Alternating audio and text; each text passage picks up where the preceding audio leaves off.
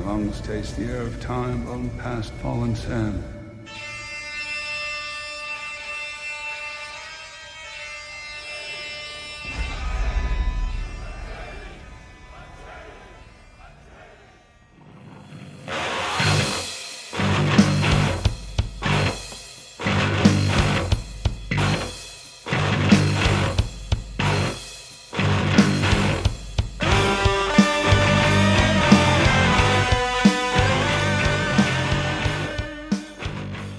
Okie. So I'm running a course for the next 4 weeks or 4 days, not 4 weeks consecutively. It's been 4 days. We are here, an hour each of axe fighting. So the thing I found when I was researching this is there's not a whole lot of contemporary axe stuff because it's not really a lord's weapon. Swords are.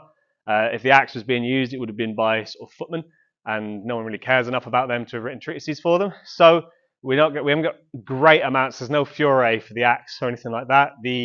They start coming in around the colonial period in terms of actual literature and like how they were used, and that was more like a guy was murdered during a mutiny with a tomahawk, and here's all the grisly things that happened to him. So what I've done is I've basically amassed as many sources as I could in terms of stuff from the past that was vaguely axe adjacent or relevant, and used that as its own sort of like way of explaining how to use the axe. I've used my own personal experience with the Viking reenactment. I've gone to sources where people have basically gone through the sagas and used what the Vikings talked about in terms of their, how they fought, how people were murdered with an axe, and compiled it all into my own handy little personal treatise on how to fight with an axe. One of the main sort of like areas of resource that we're going to be using are tomahawk fighting, because there are a lot of sort of people who today teach the tomahawk in America almost exclusively, obviously. So like there's a lot of handy stuff from there that we can use that isn't like 100% relevant because it's a slightly different weapon. However, relevant enough that I'm going to use a lot of it anyway. So for this, I've taken the liberty of building you practice axes. So if you would like to come and grab one, there's enough for everyone. Not that one. Can someone grab the door? If you would like to know how I built these, go check out my video on the DIY training axe full build. We're all LARPers today, son. So obviously, historically, axes wouldn't have always had lanyards on them. I've put them on for safety reasons for today. So you can't just yeet them through the pane glass windows of here like me and Kieran were trying to do last week. So what I'm going to do is I'm going to take you through the basic design of an axe first, because that's where we start fundamentally. Really simple tool. It's been around since, I think the earliest one was... I forget the dates here, but it's 560,000 years ago, the UK's oldest hand axes, and over 1.7 million years ago, the earliest ones found in Kenya. Basically hand axes, sort of like a rock which was sharp on one side used for a tool, essentially. We don't know when they started being made specifically to fight with, because the archaeology just isn't there, but I imagine Unga Bunga being what it is, at some point someone figured out this would be pretty good at chopping heads. In no way, right? And so war axes, as we know them, are slightly different from conventional wood chopping axes. They are much narrower, they are thinner, less material, and they tend to be balanced a slightly different way and assembled a different way with sort of different priorities in terms of construction. The general usage of them, this is called the haft. It's just the wooden stick that holds the head on. This is the head. There's lots of terminology, it turns out, in terms of the design of an axe. I found out a whole bunch of new phrases to describe the different parts of the axe that I hadn't been aware of, because if you speak to a lumberjack about this, they can get real sweaty about like all the different parts of the axe, so like be careful. Generally speaking, you have the knob end, okay, which is the very bottom of the axe and represents some of the people here today. This bit here, where I hold my hand, is called the throat of the axe. You hold the throat generally when you are fighting. The middle of the haft is called the belly of the axe, and up right under the head here is called the shoulder of the axe. Okay, this top bit is called the eye, and normally that would have like a piece of metal in it where it's been split to sort of like keep it within the actual socket of the axe. This bit here is called the butt, or the hammer of the axe, and obviously on a tomahawk this could include another item like a spike or a hammerhead. Some of them had pipes and they hollowed out the whole thing, so after they were done a good busy day of murdering folks, they could sit down and have a smoke. I never worked out how you deal with like the gore and stuff that got in your pipe, you know? Yeah. Yeah. So these are called the cheeks or the faces of the axe. This whole area, the whole blade is called the bit. Okay, it's called the bit. And then we have the edge, the sharp edge, the cutting edge. The bit, the business end of the axe.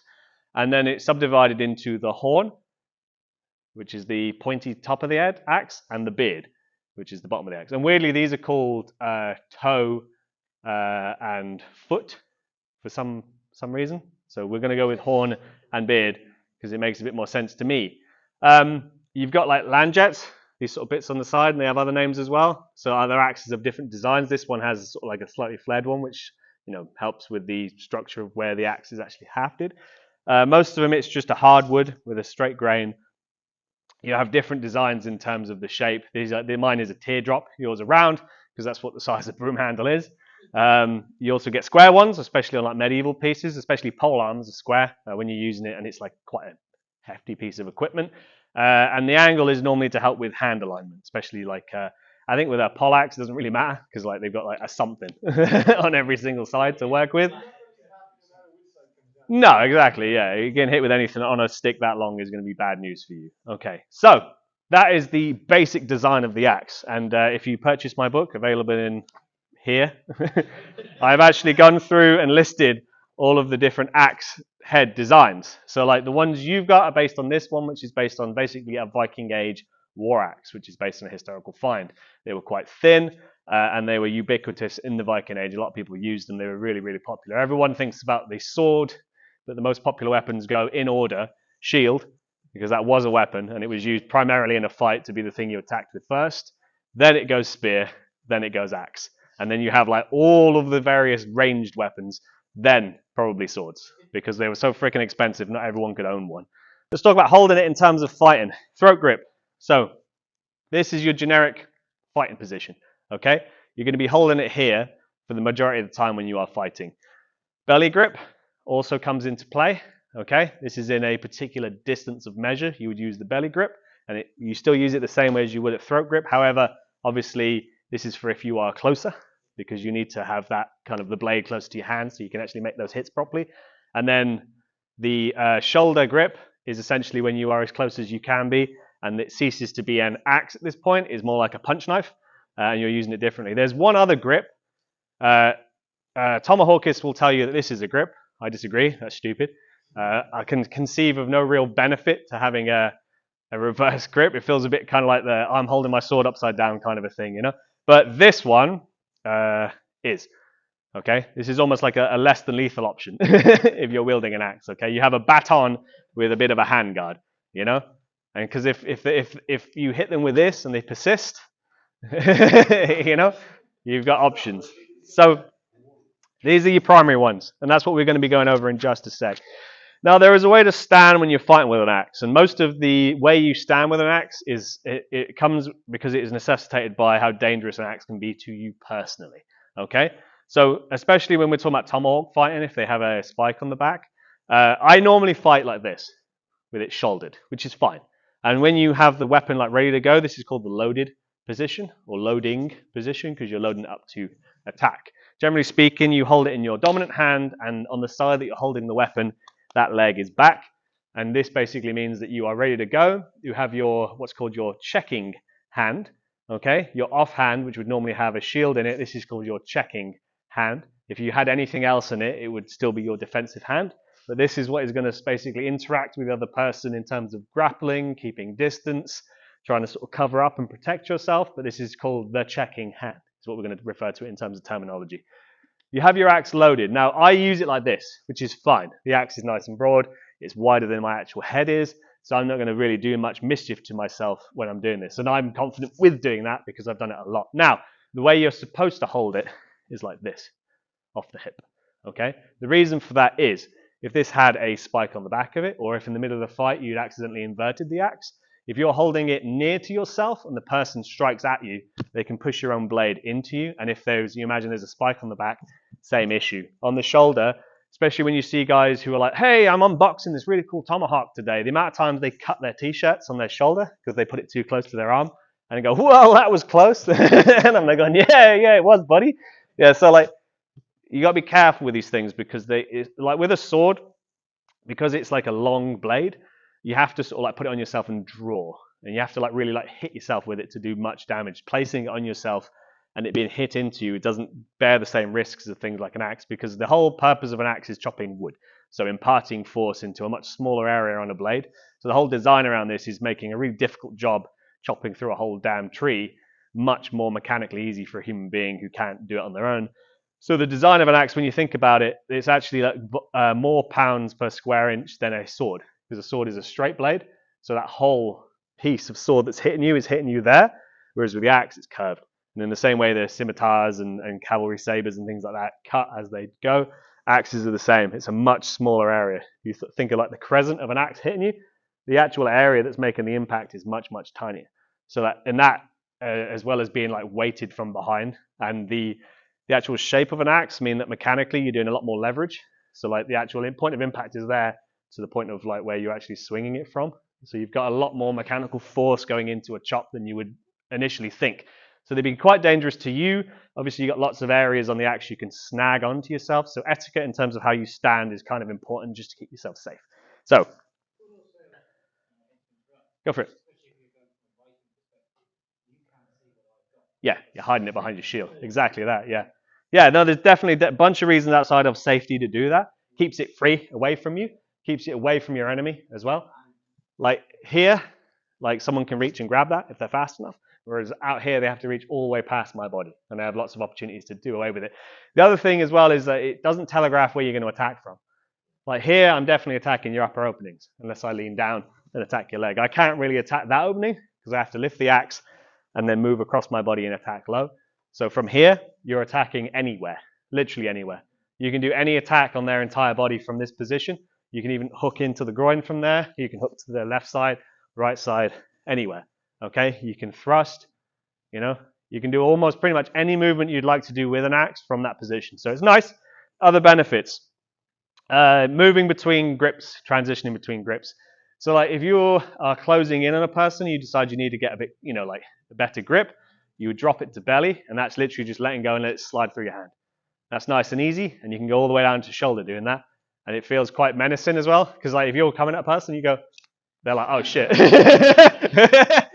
this guy's about to rush in on me. This isn't good, okay? But so like, and the other thing with like always returning to your hip is like if you've gone for that, you can load yourself back into throat grip. So like you've been scrapping here, it's not gone, so you can push away, you can quickly load back into throat guard just from that hip movement. And that's something I found quite cool with the sort of Tomahawk guys, is they were obsessed with this idea of being able to sort of like reload yourself into like a good fighting position, you know. It looks gnarly as well. It's pretty cool. I didn't really go over sort of like it's with every fighting style. It's shoulder width stance. Okay, one foot's back, the other one's pointing forwards. It's essentially a boxing stance or a kickboxing stance or anything like that, except you have an axe in your hand. Okay, and when you are actually fighting with an axe, you are swinging and stepping.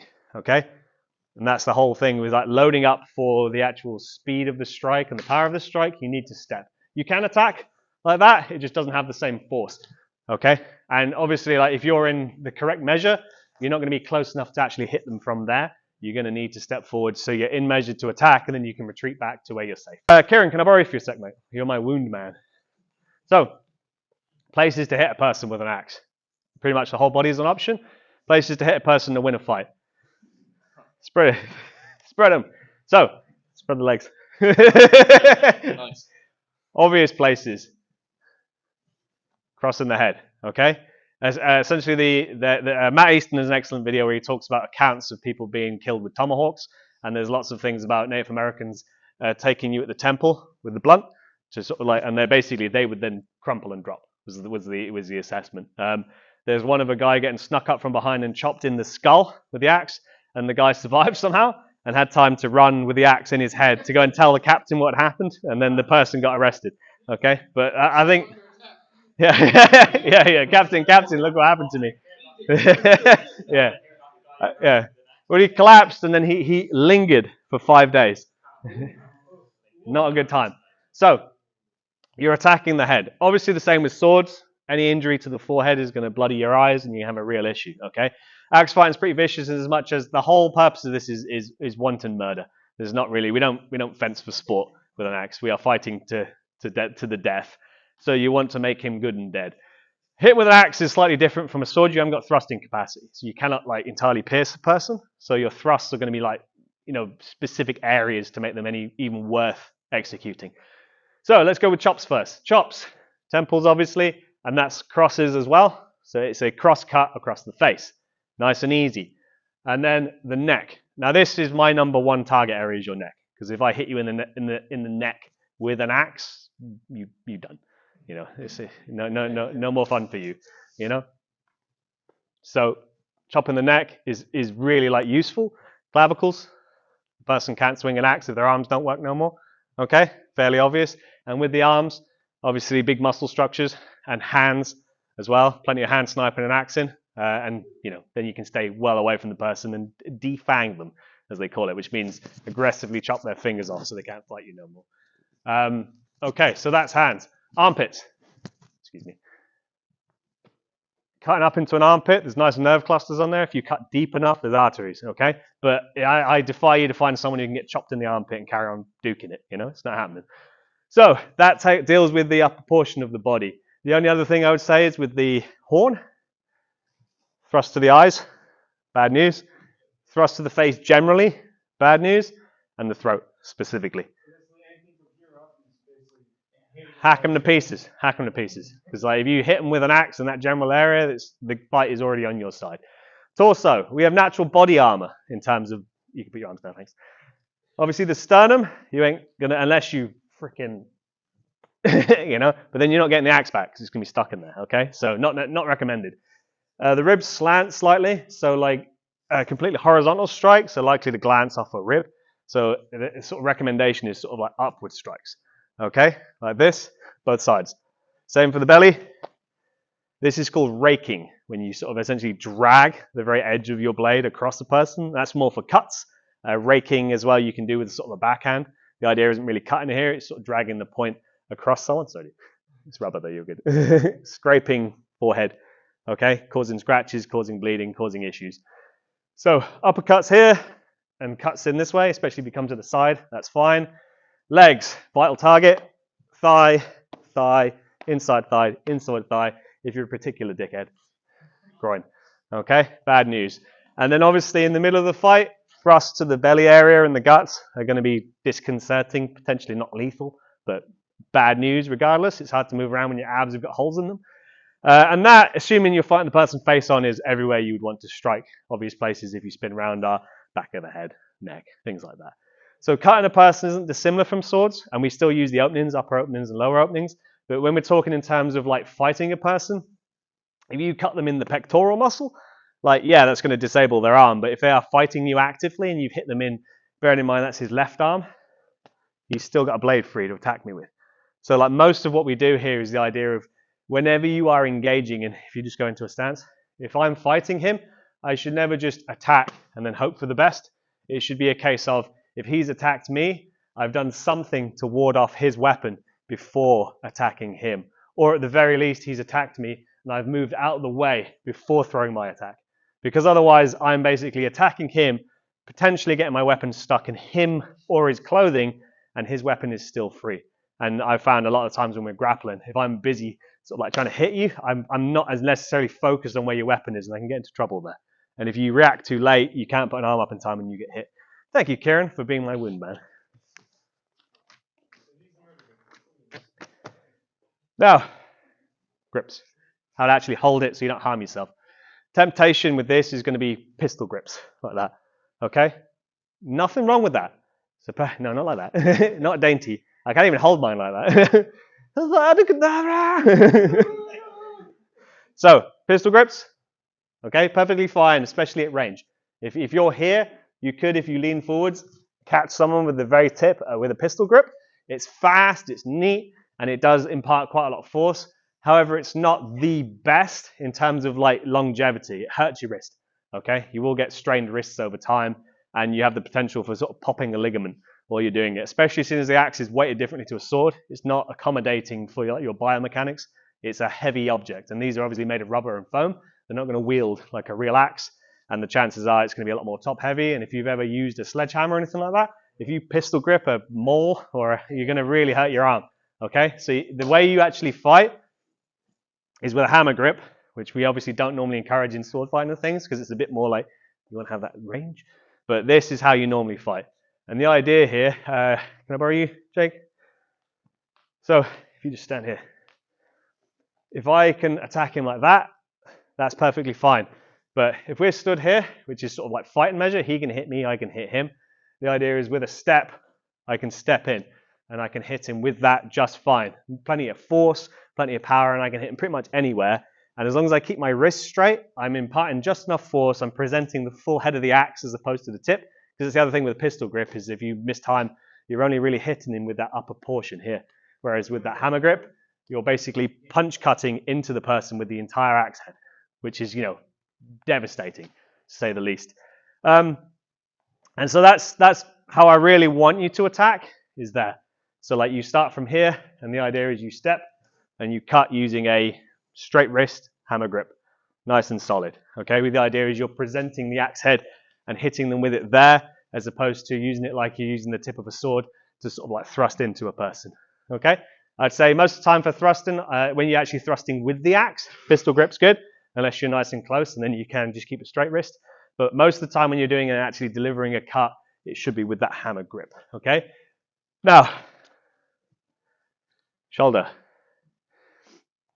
When we are nice and close, this is the grip to use. You're essentially knife fighting at this point, and it gets very filthy very quickly, okay? It's not a nice place to be, and I've done a whole chapter on where you don't want to be in a fight, which is what I'm going to move on to right frickin' now.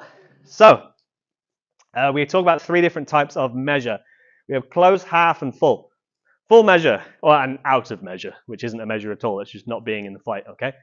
Come here, but in fact, can I grab you so I can actually hit you? Thanks, Jake. Away with you. Cool. So, out of measure. Nowhere near one another. Can't hit one another. If I take a step, still can't hit one another. Not great. This is where you want to be if you're not actually wanting to fight. If this is just about going like, come on then, let's do it. This is a great place to be because you're out of range. Apart from if you find someone who knows how to throw a tomahawk, and then this is a terrible place to be, And there was one. So this was like the use of the tomahawk. One of the descriptions Matt Easton went about was these riflemen who were equipped with a rifle, a tomahawk for medium-ranged encounters, and then for CQB, a brace of pistols. So literally a guy would go pop, and then you'd run at him. He'd hook a tomahawk at you, and if that didn't work, he'd just start freaking like spitting iron. So I thought that was freaking hilarious because I would have gone rifle, pistols, tomahawk, but no. Apparently, if you didn't hit them with a hawk, because they were like in unerring accuracy, 100% kill rate with the tomahawk. So we are out of range here. Come a bit closer. If with one step you can hit the guy, you are now in full measure. So you're in the measure at which you want to conduct most of the fight. From here, you're safe. Can't cut each other unless you step, and then you can pretty much strike them wherever you need to on that side of the body. This is full measure. You basically want to stay here unless you're planning to attack them. If you get any closer than this, hit me. You're in danger, okay? And now it goes from being you can plan where you're going to attack to having to try and defend yourself. And if you have to defend yourself with your axe, you're no longer a threat to the person, and they can rush in, they can grab you. There's all sorts of things that can go wrong here, okay? So you really want to be here. This hand will always be out in front of you. And you're not there saying like, chop my hand off, chop my hand off. You're here basically saying that if he attacks, you can step out of the way, that's fine. But if he attacks and you get a chance to, you can also attack and use that arm as your bracing sort of like shield. And the idea when you're actually trying to defend yourself, you use the outside of your wrist or the edge of your wrist. And you basically, it's going to be bone on wood. It's going to hurt like an absolute bitch. If you turn it, that's muscle. And it's slightly better because if he cuts me there, that's musculature, that's veins, and also flexor tendons and things. That's bad news. So like with a screamer and Kali and stuff, you use the back of your hands to try and actually fend off blades. Not that you'd actually want to do that. Ideally, if he comes in, you want to try and grab it. Obviously, the problem with that is if I screw that up, I channel it directly down into my vitals, okay? So I do the rondelle defense for this, which is this. Because as with the rondelles, you can wrap up, okay? And you can control it. If I do it like this, yeah. Have some of that. Yeah, which I'm not doing. I'll do this. And again. Okay. You want to initiate a bit of control on it, but to be honest, like a slow hit into your side, assuming you're not butt naked fighting with axes, will probably like get absorbed by your clothing. And I'd take a slight cut to the kidney region over like evisceration any day of the week, you know? So that's your basic attacking from full measure. Now, half measure or one step measure is here, okay? This is a really freaking dangerous place to be because at any time, either of us can hit one another. We're in massive amounts of danger here and there's not really much you can do because like if he attacks, I've just about got enough time to sort of register what's happening. And especially if there's check hands going in, you know, you can really throw each other off. It's just mad dangerous to be here. You know, you're in it thrust as well, and lightning fast from this position.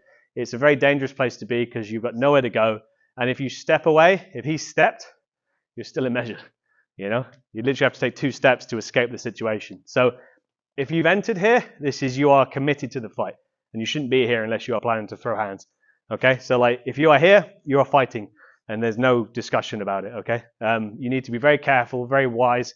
One of the things I think about when I'm doing this is where I put my hand. When I'm over here, I can put my hand wherever I want. When I'm here, I keep it low because then I can see his axe. If at any point he dips his axe down there, I move my hand up here because I always want to see where his weapon is. And it's one of the things you can hide it in the shadow of a person's body. You had a question? Oh, sorry. You actually follow me. I just, yes. Wait, save them till the end, for God's sake. So, you can, like, if he puts his hand up there, if I put my axe over here, he blocks his line of sight, and then I can attack under his ribs before he's even realized what's happening. And obviously, if I've got it over here and he puts his hand down low, he can see my whole body and what's happening, so he has more of a chance to react to that. So, worth bearing in mind, you can screw yourself with where you put your checking hand. So here's bad news. Also from here, you can still fight in here unless you're sort of like so close, and then you go into belly grip. Okay, and belly grip's bad because like you're not got as much sort of leverage power, but you can move faster, and it's just as lethal. You can thrust better, and the whole idea behind this, as far as tomahawk is concerned, is over here.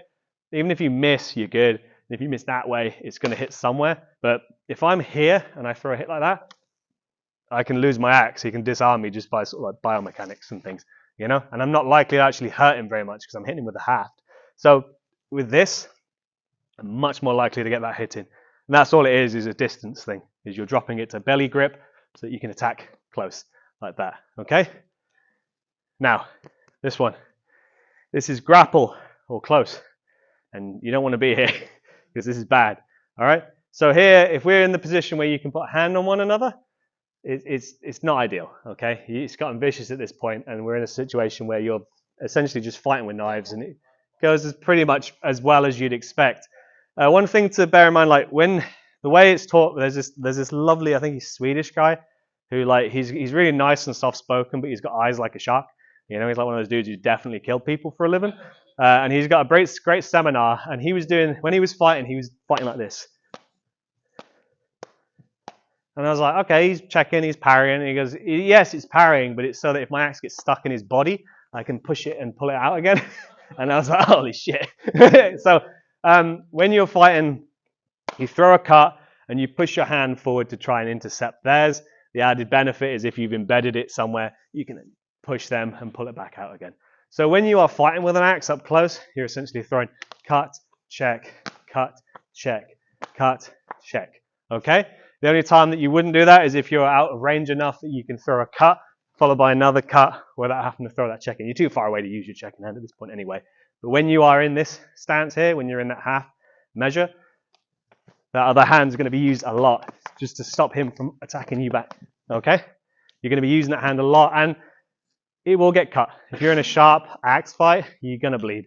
And there's no two ways about that. Unless you literally can grab his axe right from the get-go and just like do him in, you're going to get badly hurt. So it's like, it's a really horrible fighting style.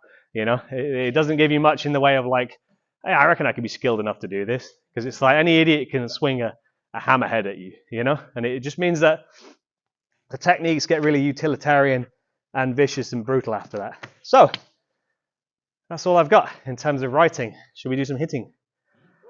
All we want to do for now is I want you to pair up. I want you to practice having a go at just sort of like engaging at different distances and striking one another. Pull your hits. They are foam. They will not hurt that much. They will hurt enough. You do not need protective equipment right now because you're going to be pulling your hits. Okay, we'll put helmets on in a minute and you can fight each other in the head after that. Sound good? You can do light sparring with these axes because they are made of foam and are therefore less dangerous than if you were using a rubber or other harder type of practice axe. I'd encourage starting out using light sparring because it encourages you to behave as if you weren't wearing the equipment, because you're not.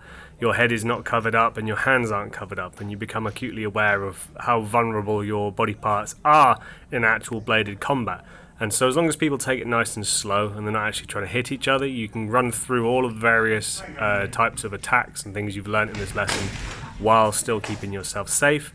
And then once you're happy with that, you can transition to kit and, as you can see here, fight full contact.